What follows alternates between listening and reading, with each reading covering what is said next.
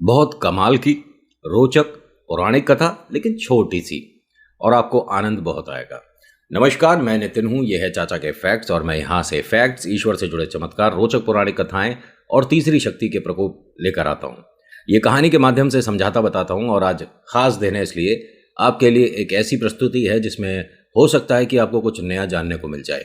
अभी फिलहाल चैनल का इंट्रो, उसके बाद आकर मिलवाता हूँ आपको ऐसे किरदार से, ऐसे राजा से, ऐसे बलशाली महाराज से जिसके नाम से थर थर कांपते थे रावण।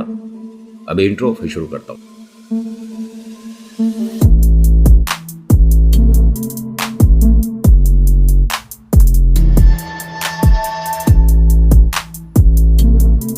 अच्छा, एक सवाल अगर आपसे मैं पूछूं, वैसे तो आपको थंबनेल से या शुरुआत में पता पड़ गया होगा कि मैं कौन से राजा के बारे में बात कर रहा हूं। अगर सवाल किया जाए नॉर्मली कि रावण को किससे डर लगता होगा, आप सोचकर बताइए कि कौन सा वो वानर है जिससे सबसे ज़्यादा डर लगता था, तो सभी का आंसर यही आएगा कि हनुमान जी हैं। उनके अलावा किससे डरेगा रावण? लेकिन ना, हनुमान जी नहीं, यहाँ रावण महादेव से किसी और की ही शिकायत करने पहुंचे थे। शिकायत भी कहूँ या रिक्वेस्ट कहूँ, या ये कह सकता हूँ कि उनसे बस एक वरदान स्वरूप मांगना चाहते थे कि उसका कभी मेरे से सामना ना हो। इतना डरता था, मतलब अगर उसे रावण जी को ये कहा जाए कि आपके घर के बाहर, और ये जो मैं आज आपको कहानी बता रहा हूँ इसके अंदर शब्द आज के ही होंगे और कनेक्ट करने की कोशिश करिएगा और गुस्सा गुस्सी नहीं होएगा कि अच्छा उस टाइम में रावण ने ऐसे कहा होगा, तू वहाँ पर था। नहीं, मैं नहीं था, लेकिन मैं जिस तरह से बता रहा हूँ हो सकता है कि आपको महसूस हो जाए कि आप थे रावण के बिल्कुल घर के बाहर। रावण का ये हाल था कि अगर उसे कह दिया जाए कि घर के बाहर बाली घूम रहा है तो वो घर से बाहर नहीं आए, इतना ज़्यादा डर।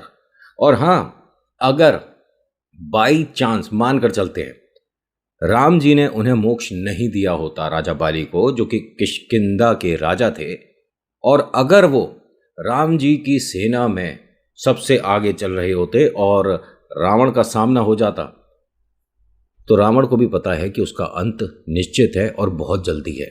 खैर, वो तो विभीषण की कृपा से अच्छा काम हो पाया, है ना, वरना तो ऐसे मायावी को हराना कभी कभी थोड़ा सा डिले हो सकता है, देर हो सकती है, लेकिन हमारे प्रभु राम के लिए क्या देरी। तय तो इसका जाना पहले ही था रावण का, लेकिन उसके जो कर्म हैं वो भी तो यहीं पर भुगतने थे। जो किया है वो वापस भी आना था। कि एक बार की बात है, रावण भागते परेशान और बड़े कंफ्यूज मन से महादेव के पास पहुंचे। हाथ जोड़कर कहते हैं कि महादेव, आपसे मैं एक वरदान मांगना चाहता हूं, लेकिन मेरी एक और छोटी सी बात है कि मुझे इतना बलशाली बनाने का फायदा क्या हुआ जब मेरे मन में भय है। मुझे डर किसका?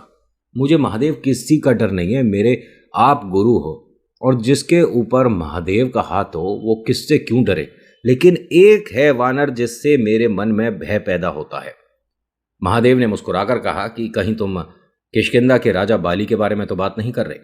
इतना कहते के साथ ही रावण के चेहरे का रंग उतर गया। उनके बिल्कुल नज़दीक आकर कहते हैं कि पहली बात, आप ये नाम बार बार मत लो। मुझे वास्तव में मन में भय बैठ, क्योंकि मैंने राजा बाली के बारे में जो सब सुना है, जो देखा है, जिस भी वो सामने वाले योद्धा के पास होता है, पता चल जाता है कि परिणाम क्या होगा। मेरे तक कभी ये बाली नहीं आए।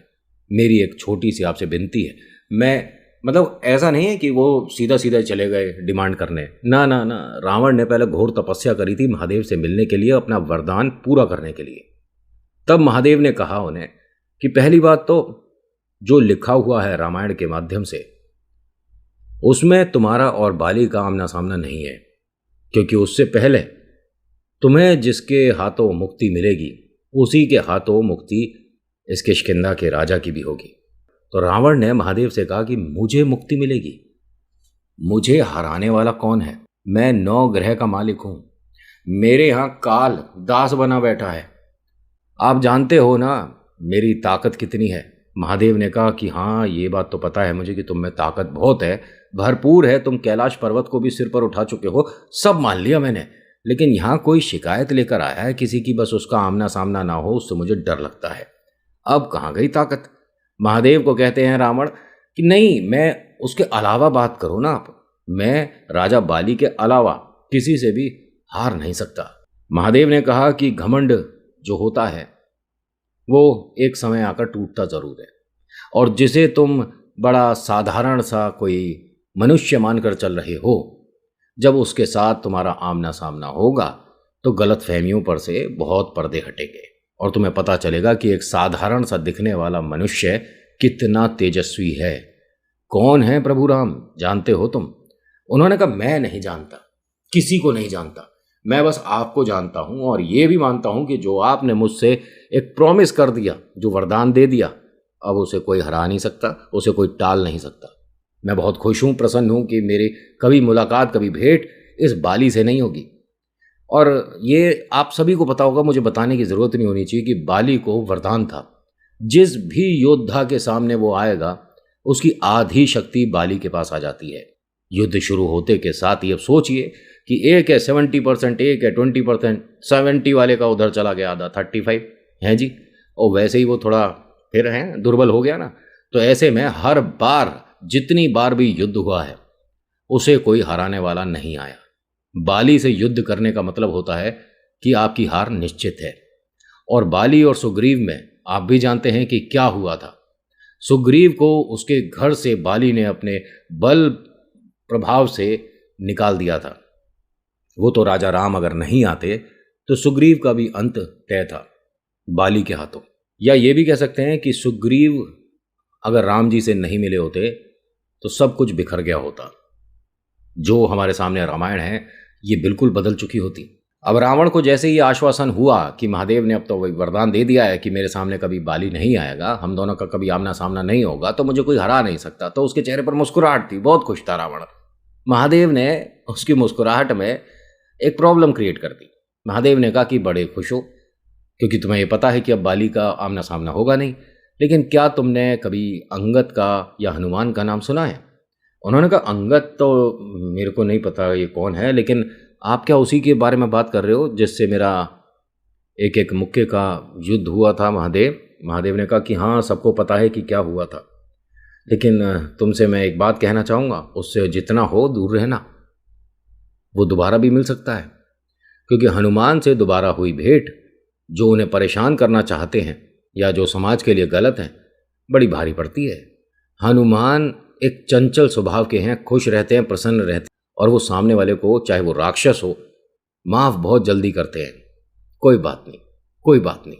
लेकिन अगर आपने ज़्यादा उन्हें कहा ना कि नहीं हम लड़के देखो, हमसे लड़के देखो, तो फिर तुम्हारा क्या होगा कोई नहीं बता सकता। नहीं, मैं उस दिन मैं थोड़ा सा पहाड़ की चोटी पर से थोड़ा सा फिसल गया था, इसलिए वो महादेव ने कहा कि हाँ कोई बात नहीं, सबको पता है, ब्रह्मा, विष्णु और मैंने, हम तीनों ने देखा है। वो तो हनुमान जी को हमने रोक दिया था। अगर उन्होंने पूरा हाथ उठाकर तुम्हारे लगा दिया होता ना, तो तुम यहाँ पर बताने लायक भी नहीं होते, तुम्हारा तो वहीं हो गया था काम। तो ये हनुमान जो नाम है ना, इसे भी ध्यान रखना, और जितना हो सके जब ये आसपास हो तो दूर हो जाना, तुम्हारे लिए उचित होगा। अब महादेव से ये बात सुनकर रावण को ये लगा कि अभी मैं आया था सिर्फ एक की शिकायत करने कि मेरे को इस राजा से, बाली से दूर रखो, या बाली को मेरे नज़दीक कभी नहीं आने देना। ये अब महादेव ने हनुमान नाम बता दिया है। एक बार मुलाकात हो चुकी है, हाँ ठीक है, उस वक्त उसका पलड़ा भारी रहा, लेकिन मैं कभी किसी से हार नहीं सकता, मैं दोबारा तैयार हूँ। अब वो मेरे सामने जब आएगा तब मैं बताऊंगा कि मैं कौन हूँ।